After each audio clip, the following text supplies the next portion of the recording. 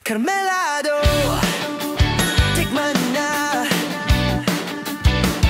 sa bayan ng Milagros, sa Masbate yan. May matatamis na sikreto ng bayan. Kulay ginto, tamis na tunay. Carmeladong gawa ng kamay. Tikman mo na, wag nang palampasin. Tamis na lokal, wag mong lilimutin. Tara na, tikim na rin kaibigan. Carmeladong atin tangkilikin naman. Mga ka-travelers, sinuntahan natin ang isa sa pinakamatagal ng gumagawa ng Carmelado dito sa Milagros, Masbate. At ito ang Orange Carmelado. Tara, katukin natin yung tindahan. Let's go!